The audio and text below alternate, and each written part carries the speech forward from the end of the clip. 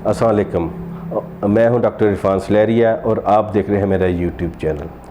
Social media पे मेरी एक सीरीज़ है ईद चपाल, जिसमें मैं मुख्तलिफ लोगों का इंटरव्यू करता हूं और उनसे जानने की कोशिश करता हूं कि उन्होंने अपनी प्रोफेशनल एजुकेशन कैसे हासिल की और एजुकेशन हासिल करने के बाद जो प्रोफेशनल लाइफ गुजार रहे हैं उनसे अपनी ज़ात को तो फ़ायदा हो रहा है, उससे कम्युनिटी को कितना फ़ायदा हो रहा है। तो इसी सिलसिले में हमारी जो आज की ईद चपाल सीरीज़ है, आप इसको मार्केटिंग से भी रिलेट कर सकते हैं, एचआर से भी और बैंकिंग से भी, क्योंकि हमारे जो आज के गेस्ट हैं वो मोहम्मद फैज़ान हैं, जो कि उन्होंने बीबीए ऑनर्स कॉमसेट यूनिवर्सिटी और masters in marketing from COMSATS university से किया और आजकल पाकिस्तान के बहुत ही रिनोड बैंक के साथ मुंसलिक हैं। तो हम अपने गेस्ट की तरफ चलते हैं, वो हमें बताएं कि उन्होंने अपनी प्रोफेशनल एजुकेशन कहाँ से हासिल की, अब जो प्रोफेशनल लाइफ गुजार रहे हैं अपनी ज़ात को तो फ़ायदा हो रहा है, माशरे या कम्युनिटी को उससे कितना फ़ायदा हो रहा है। तो अपने गेस्ट की तरफ चलते हैं। अस्सलाम वालेकुम मोहम्मद फैज़ान साहब, क्या हाल है? बहुत शुक्रिया sir, thank you so much. एक शॉर्ट सा इंट्रोडक्शन तो मैंने आपका दे दिया कि आपने BBA honours in human resource management और मार्केटिंग इन जो मास्टर्स में आपका सब्जेक्ट था वो मार्केटिंग था और आपने आज रिनोड बैंक के साथ अटैच हैं। एक कंप्लीट इंट्रोडक्शन आप खुद ही हमारे देखने वाले सुनने वाले को बता दें कि मोहम्मद फैज़ान है क्या, स्कूलिंग कहाँ से की, कॉलेज कहाँ से किया और इस फील्ड में कैसे आए? जी, बेसिकली तो मैं सियालकोट से ही हूँ और स्कूलिंग भी सियालकोट का ही हमारा एक स्कूल है बेसिक, यहाँ पे सिटी पब्लिक के नाम से, वहीं से मैंने up to matriculation level complete की थी। आफ्टरवर्ड्स आर्मी पब्लिक कॉलेज से मैंने एफएससी प्री इंजीनियरिंग किया और उसके बाद मुझे मौका मिला कॉमसेट यूनिवर्सिटी लाहौर कैंपस से बीबीए परसू करने का। बीबीए में मेरे जो मेजर सब्जेक्ट्स थे those were HR, specialised in HR, human resource management. उसके बाद आई रियलाइज्ड कि एचआर का एक पर्सपेक्टिव तो आ गया है, लेकिन चूँकि मुझे परसू करना था बैंकिंग सेक्टर और उसमें जैसे कि आपकी ऑडियंस भी जानती है, आप भी जानते हैं कि आजकल जो बैंकिंग है it's all about marketing, it's all about pitching your product, क्योंकि एक बहुत इंटेंस कंपटीशन है and you have to let your customers know कि आपके पास ऐसा स्पेशल क्या है कि लोग आपके पास हैं। तो अपनी उस एबिलिटी को फाइन ट्यून करने के लिए और मार्केटिंग में जाने के लिए I chose MBA with majors in marketing, that was also pursued from COMSATS Lahore. और वो परस्यू करने के बाद fortunately I landed a job in middle tier bank in Pakistan as management training officer और उसके बाद मैंने उस को परस्यू करते करते देन आई स्विच्ड और अब मैं एक renowned and one of the largest bank in Pakistan की तरह। मेरा जो आपके साथ इंट्रोडक्शन हुआ था जब आपकी मुझे कॉल आई थी एज जब एचआर स्पेशलिस्ट से कि मेडिकल कॉलेज के साथ, जी जी, तो वहाँ पे आपने बताया कि आईम फैज़ान हमारा एक मेडिकल कॉलेज है, उसके लिए हमें आपकी सर्विसेज चाहिए, उस वक्त से मैं जानता हूँ। फिर आपकी ये स्विचिंग जो हुई बैंक से टूवर्ड्स एजुकेशनल इंस्टीट्यूट एचआर, उसके बारे में थोड़ा सा बताएं, फिर आप दोबारा बैंक की तरफ आ गए। बिल्कुल सर, जैसे मैंने पहले आपको बताया कि मैं I like to take chances, मुझे ये है कि हर चीज़ को ट्राई करना चाहिए। Ultimately you land your self in a position जिसमें आप लगता है कि अब मुझे इसको परस्यू करना है and I don't have to turn towards other things. तो ये एक ट्रांजिशन फेज था in between, I try to switch from banking sector to educational sector, जिसमें मैं अपनी एजुकेशन मज़ीद एनहांस करना चाह रहा था।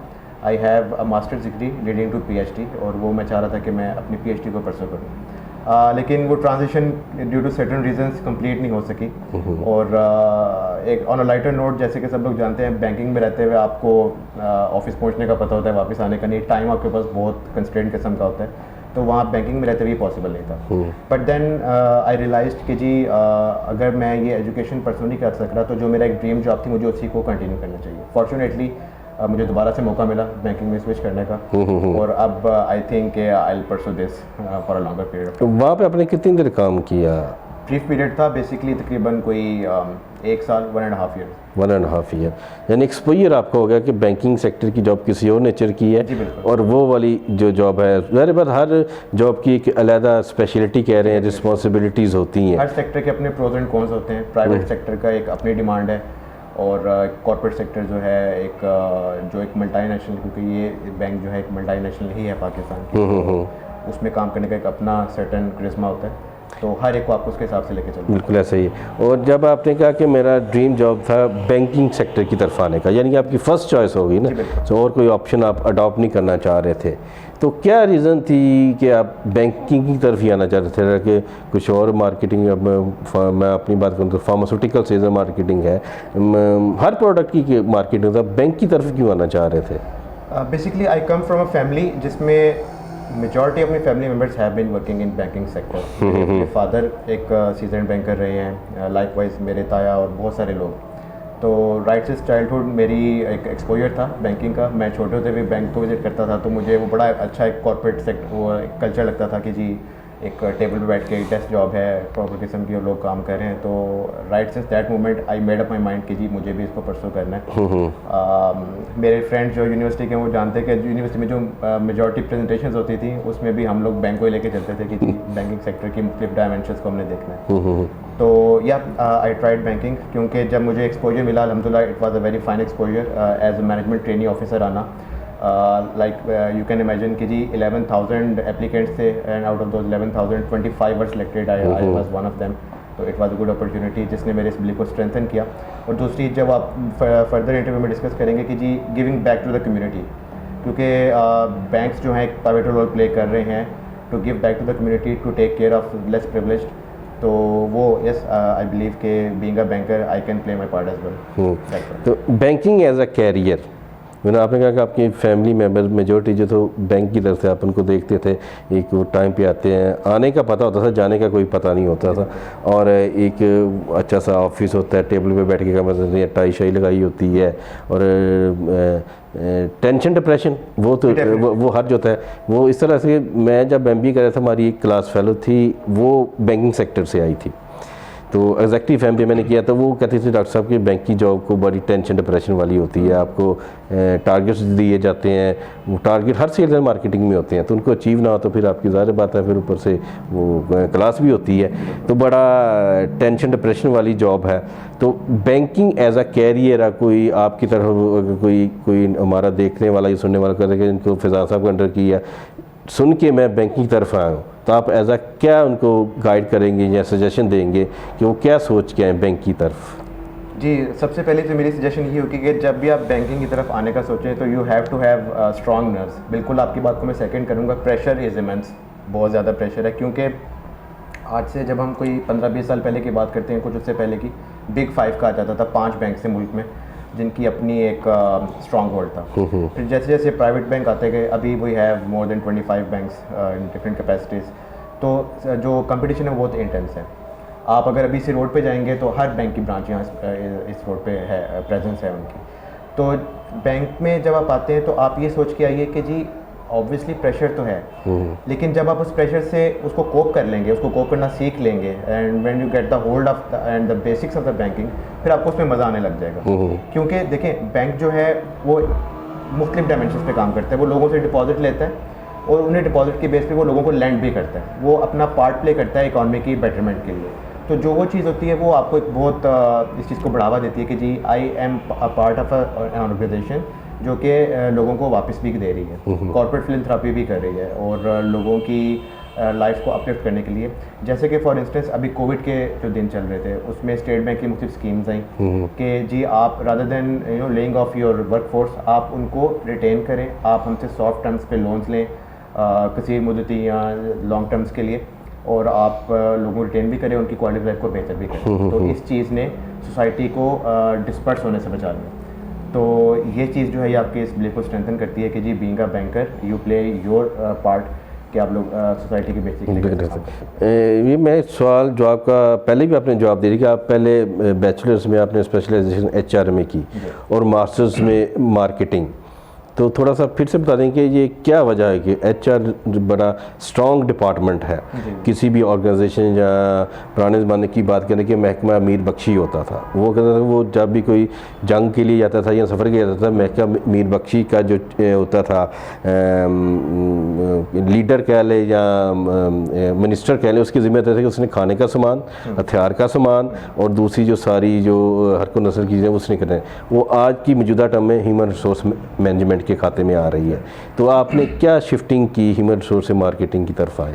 सर बेसिकली बैंक्स में जो ह्यूमन रिसोर्स होता है वो कॉर्पोरेट लेवल या आप कह लें हेड ऑफिस लेवल पे होता है, जो कि डाउन द लाइन पूरे ह्यूमन रिसोर्स को जो है ना हैंडल कर रहा होता है। वेयर एज जिस शहर में बैठ के मैं बैंकिंग कर रहा हूँ या मैं जिस बैंक का पार्ट हूँ, उसमें हम लोग ब्रांच बैंकिंग लेवल पे आते हैं और हम जो ultimate down the line segment होते हैं हम उनको देख रहे होते हैं। तो HR करते हुए मेरे जहन में ये नहीं था कि मैंने बैंक के HR में जाना है। मेरे जहन में बैंकिंग तो थी, लेकिन HR का एक पर्सपेक्टिव मैंने ले लिया। लेकिन आफ्टरवर्ड्स जो मार्केटिंग है वो ही हमें हेल्प आउट करती है, क्योंकि जैसे मैंने पहले कहा कि जो कंपटीशन है वो बहुत इंटेंस है। तो मार्केटिंग इज़ अ टूल जो कि आपको हेल्प करती है मुख्तलिफ चीज़ों को ग्रास्प करने में, मुख्तलिफ डायमेंशंस को देखने में और अपने आप को पिच करने में। तो HR का पर्सपेक्टिव लेने के बाद, चूँकि जो HR के स्टूडेंट्स होंगे वो जानते हैं कि आफ्टरवर्ड जब आप शिफ्ट होते हैं टुवर्ड्स मास्टर्स, तो वो उसी की एलोंगेशन होती है BBA की ही या HR की, जो भी आप सब्जेक्ट पढ़ रहे हैं। तो मार्केटिंग का डिफरेंट पर्सपेक्टिव लेने के बाद एक पर्सपेक्टिव HR का आ गया कि अगर मौका मिले तो HR में, जैसे आपने रेफर किया कि मैं मेडिकल कॉलेज में गया था और वहाँ पे मैंने वो पर्सपेक्टिव देखा। तो जो मार्केटिंग है it help me a lot कि जी मैंने कस्टमर्स को किस तरह से पिच करना है, और कस्टमर जो है वो आप सब जानते हैं कि कस्टमर इज़ ऑलवेज राइट, और किसी की एक जिसको कहते हैं नर्व को टैकल करना वो इंपॉर्टेंट होता है। तो मार्केटिंग आपको हेल्प आउट करती है कि आप उस पर्सपेक्टिव से जा सकें। तो इसीलिए मैंने स्विच किया कि चलिए मार्केटिंग करके मैं अपने आप को मज़ीद स्ट्रॉन्ग कर सकता हूँ from the customer point of view से, या अपने आप को मज़ीद एम्पैथेटिक करने के लिए कि जी कस्टमर क्या सोच रहे हैं। तो उसमें मार्केटिंग है जो आपको हेल्प आउट करती है। That's why I switched. Future plans क्या हैं आपके? मतलब आज अब एक रिनाउंड बैंक की जो भी डेजिग्नेशन है, आज से 5 या 10 साल बाद आपने आपको कहाँ पे देखना चाहेंगे? सर बेसिकली तो हर बंदे की ख्वाहिश होती है कि वो up to the maximum level जाए। अगर आप स्काई इज़ द लिमिट है। जी बिल्कुल, स्काई इज़ द लिमिट। और अगर आप मैस्लो की हायरार्की ऑफ 5 मिनट्स को देंगे तो self actualisation is the final. वो तो खैर अचीव सेल्डम ही है या नहीं भी हो सकती, लेकिन बंदा स्ट्राइव कर सकता है उसके लिए। तो इंशाल्लाह कोशिश तो मेरी ये होगी कि कुछ ऐसा स्टेज ज़रूर हासिल करूं बैंकिंग में इंशाल्लाह कि एक इम्पोर्टेंट फिगर के तौर पे जाना जाए, क्योंकि हमारे यहाँ पे भी ऐसे बैंकर्स हैं जिनको बाय नेम जाना जाता है, या अगर हम बैंकिंग की टर्म में बात करें तो कहा जाता है कि जी ये फ़लाना बंदा है जो जहाँ जाता है डिपॉजिट या कस्टमर्स के पीछे पीछे होते हैं। तो इसी को इंशाल्लाह इस लेगेसी को आगे लेके चलना चाहूँगा, और चाहूँगा कि अपने रेलेवेंट डिपार्टमेंट में किसी मैक्सिमम एग्जीक्यूटिव पोस्ट पे जाया जाए, और जहाँ पे मैं इस पोजीशन में हूँ कि मैं अपनी पर्सनल कैपेसिटी में आई कैन गिव बैक, और जिस तरह से जिन हालात से मैं गुजर के आया हूँ उसी तरह से लोगों को भी स्ट्रेंथन करने की जो है ना अपना। और यंग ग्रेजुएट्स या जो नए बैंकर्स की तरफ आ रहे हैं उनके लिए एक एग्जांपल के तौर पर आप अपने आप को रखना चाह रहे हैं कि मोहम्मद फैज़ान ने यहाँ से स्टार्ट लिया था और आप किस स्टेज पे पहुँचे। अब आखिर देखिए यंग ग्रेजुएट्स जो इस बैंकिंग सेक्टर में आना चाह रहे हैं, आप उनको क्या सजेशंस देंगे? मैं उनको सजेस्ट ही करूँगा कि बी वेरी मच फोकस्ड, और अगर आप बैंक में आना चाहते हैं तो आप, जैसे मैंने पहले कहा था कि आप you have to have strong nerves, आप अपनी नर्व्स को स्ट्रॉन्ग करें और अपने आप को मल्टी डायमेंशनल पर्सनैलिटी बनाएं। क्योंकि बैंक में रहते हुए आप ये नहीं कि आप किसी एक प्रोडक्ट में या किसी एक डिपार्टमेंट में बैठे हुए हैं तो आपने उसी में रहना है। ये आपकी मैनेजमेंट की डिस्क्रिप्शन पे होता है कि they can move you around. So you have to have this perspective कि जी अगर मुझे डिफरेंट डायमेंशन में ढाला जाएगा तो मेरे पास नेसेसरी नॉलेज जो है वो होना चाहिए, प्लस आपके पास ये विगर होना चाहिए, ये जज्बा होना चाहिए कि जी मैं मुख्तलिफ जिस भी मुझे असाइनमेंट पे बिठाया जाएगा मैं उसमें I can give my best, और मैं अपनी बेहतरीन कोशिश करके I can give back to the community. तो आपको कसीरुल जहती या फिर आप कह लीजिए मल्टी डायमेंशनल होना पड़ेगा। एक होता है वर्टिकल ग्रोथ, एक होता है हॉरिजेंटल ग्रोथ। मेरे ख्याल में हॉरिजेंटल ग्रोथ ज़्यादा है, वर्टिकल हर किसी की अपनी अपनी। अगर मैं अपनी बात करूँ कि मेरी हॉरिजेंटल ग्रोथ में आपको कहता हूँ, मल्टी डायमेंशनल चीज़ें मैं वो करने की एक जीता जागता नमूना है। आपसे बात हो रही थी, आप माशाल्लाह मुख्तलिफ पर्सपेक्टिव जाने की मैं कोशिश करता हूँ। इससे होता है कि आपका एक्सपोजर बढ़ता है और आपके मार्केटिंग के आदमी आपकी नेटवर्किंग ज़्यादा होती है, तो इस तरह से। तो थैंक यू मोहम्मद फैज़ान, आपने कीमती वक्त में से थोड़ा सा टाइम दिया, और मैं होप करता हूँ कि फ्यूचर में भी अगर मुझे आपकी ज़रूरत पड़े रिगार्डिंग बैंकिंग सेक्टर से कोई इन्फॉर्मेशन लेने की या नेक्स्ट जनरेशन तक पहुँचाने की, तो आप मेरे साथ ताउन करेंगे। Very much looking forward to that. ठीक है, थैंक यू।